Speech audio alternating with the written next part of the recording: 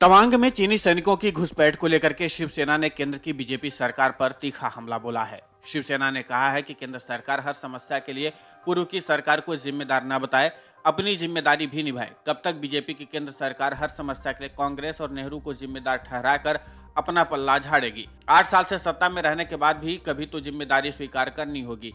क्या गलवान और तवांग में चीनी घुसपैठ के लिए भी कांग्रेस और नेहरू जिम्मेदार हैं? इन वाक्यों में शिवसेना उद्धव बालासाहेब ठाकरे ने आज पीएम मोदी के नेतृत्व वाली बीजेपी सरकार पर करारा प्रहार किया है।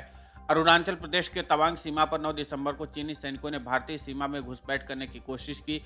इससे दोनों देशों के सैनिकों के बीच झड़प हुई। फिर भारतीय सैनिकों के हाथों पीटकर दोनों देशों के सैन्य अधिकारियों की मध्यस्थता के बाद चीनी सैनिक वापस लौटे। इस पर शिवसेना ने अपने मुखपत्र सामना में भारतीय सेना के शौर्य की तो तारीफ की है, लेकिन केंद्र की बीजेपी सरकार पर प्रहार किया है। शिवसेना ने सामना में लिखा है, साल 2014 से देश में आपका एक छत्र राज है।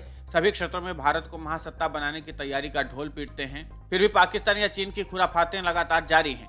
2 साल पहले गलवान की मुठभेड़ में हमारे 20 जवान शहीद हुए।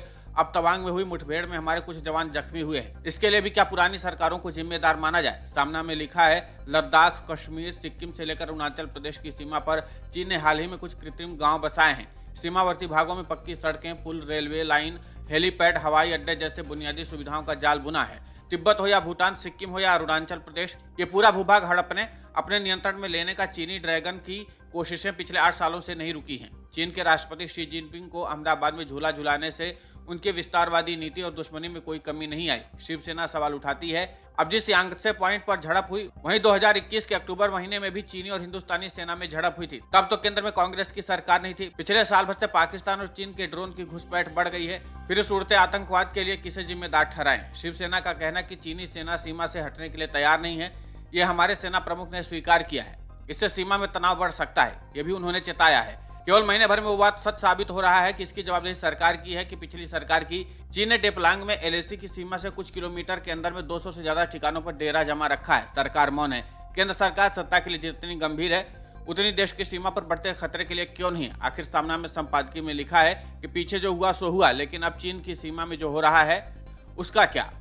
मोदी नॉमिक्स की तरह सरकार की विदेश नीति का ढोल पीटा जाता है तो कश्मीरी पंडितों की टारगेट किलिंग और गलवान तवांग में चीनी घुसपैठ की जिम्मेदारी भी तो लीजिए। इसके लिए पिछली सरकार को उंगली दिखाकर पल्ला न झाड़िए, अपनी जिम्मेदारी तो आपको लेनी ही होगी। यानी कुल मिलाकर के शिवसेना ने बड़ा और तीखा हमला केंद्र की मोदी सरकार पर किया है।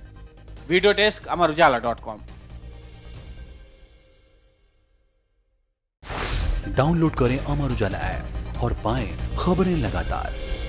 अगर आप ये वीडियो YouTube पर देख रहे हैं तो हमारे चैनल को सब्सक्राइब करें और बेल आइकन को दबाना ना भूलें। अगर आप Facebook पर ये वीडियो देख रहे हैं तो हमारे पेज को लाइक करें।